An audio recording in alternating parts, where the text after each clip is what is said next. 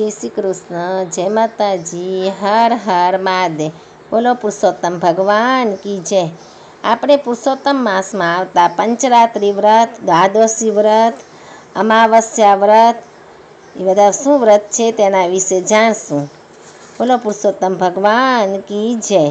એના પહેલાં વેધૃત્રિ વ્રત, વ્યતિપાત વ્રત, બધા પૂર્ણિમા વ્રત એ તો જાણી લીધું. હવે દ્વાદશી વ્રત, પંચરાત્રિ વ્રત ને અમાવસ્યા વ્રત, આ બધા વ્રત વિશે આપણે જાણશું. હર હર મહાદેવ. બોલો પુરુષોત્તમ ભગવાન કી જય. તો દ્વાદશી વ્રત શું છે તે જાણશું. પુરુષોત્તમ માસ એટલે અધિક માસમાં આવતી શુક્લ અને કૃષ્ણ પક્ષની બારસના અતિ પુણ્યદાયની અને ફળદાયની કહેવામાં આવે છે. દ્વાદશીના દિવસે પ્રાતઃકાળમાં ઉઠી સ્નાનાદિથી પરવારી પુરુષોત્તમ ભગવાનનું પૂજન કરવું. આ દિવસે કરેલ સ્નાન, વ્રત અને દાન અનેક તીર્થયાત્રાથી 16 ગણું વધારે પુણ્ય આપે છે. બારસના દાનનો ખૂબ જ મહિમા કહેવામાં આવેલું છે.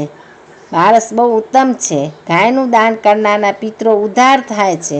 પિંડદાન દેનારને યજ્ઞનું ફળ મળે છે. ઘીનું દાન કરવાથી વિષ્ણુ ભગવાન પ્રસન્ન થાય છે. વસ્ત્રદાન કરવાથી વૈકુંઠવાસ મળે છે. કપૂરયુક્ત તાંબુલનું દાન પણ પૂર્વજોનો ઉદ્ધાર કરે છે. દ્વાદશી વ્રતના પ્રભાવથી અંબરીશ સર્વોત્તમ રાજા બન્યો હતો અને ઇન્દ્રને ઇન્દ્રાસન મળ્યું હતું. તો આ છે દ્વાદશી વ્રતનો મહિમા.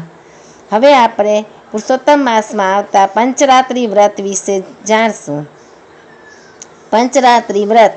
સુમેઘા અને તેની પત્નીએ કૌંડલ્ય મુનિને પંચરાત્રિ વ્રત અંગે પૂછતા તેમણે જણાવ્યું, પુરુષોત્તમ માસમાં એટલે કે અધિક માસમાં પરમા એકાદશીને પ્રાતઃકાળમાં ઉઠી પુરુષોત્તમ ભગવાનનું ધ્યાન ધરી સ્નાનાદિથી પરવારી પંચરાત્રિ વ્રત માટે બને તેટલા નિયમો ધારણ કરવા. જે 11થી અમાવસ્યા સુધી 5 દિવસ સુધી પ્રાતઃકાળમાં સ્નાન કરી નિરાહાર રહે છે. તે માતા પિતા અને પત્ની સાથે વૈકુંઠમાં જાય છે. જે 5 દિવસોમાં એક જ વાર જમે છે તેના સર્વ પાપોનો નાશ થાય છે અને તેનો સ્વર્ગમાં વાસ થાય છે. જે વ્રતના 5 દિવસ જળથી ભરેલો ઘડો બ્રાહ્મણને આપે છે તેને અખિલ બ્રહ્માંડના દાનનું ફળ મળે છે. 5 દિવસ બ્રાહ્મણોને જમાડનારને જગતને જમાડ્યાનું ફળ પ્રાપ્ત થાય છે. જે 5 દિવસ બ્રાહ્મણોને તિલપાત્રનું દાન કરે છે તેને જેટલા તલ હોય તેટલા વર્ષે સ્વર્ગમાં રહેવાનો અધિકાર મળે છે. ઉપરાંત પંચરાત્રિના વ્રતથી દરિદ્રતા દૂર થાય છે, ધન ધાન્યની વૃદ્ધિ થાય છે.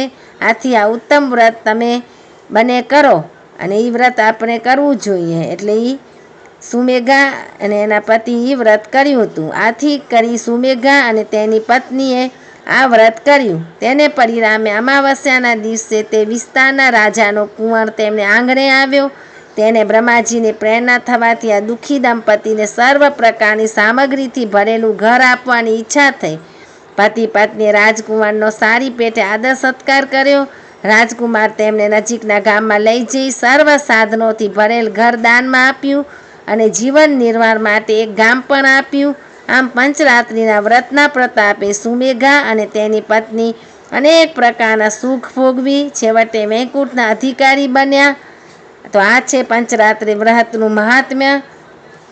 બોલો પુરુષોત્તમ ભગવાન કી જય. હવે આપણે અમાવસ્યા વ્રત વિશે જાણશું. પુરુષોત્તમ માસના વ્રતના શું કરવું જોઈએ. પુરુષોત્તમ માસમાં આવતી અમાવસ્યા મહાપર્વ ગણાય છે. આ દિવસે કરેલ સ્નાન, દાન અને ભક્તિ 1000 ગણું ફળ આપે છે. આ દિવસે પુરુષોત્તમ વ્રતનું ઉદ્યાપન કરવાનું આવે છે. ઉપરાંત પંચરાત્રિ વ્રતનો આ છેલ્લો દિવસ માનવામાં આવે છે.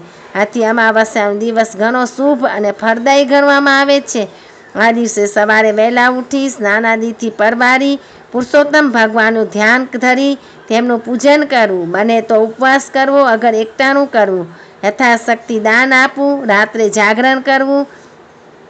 આ દિવસે પુરુષોત્તમ માસનો ઉદ્યાપનનો દિવસ હોવાથી પુરુષોત્તમ વ્રતના ભાવિકે ઉદ્યાપન વિધિમાં દર્શાવેલ વિધિ અનુસાર ઉદ્યાપન કરવું.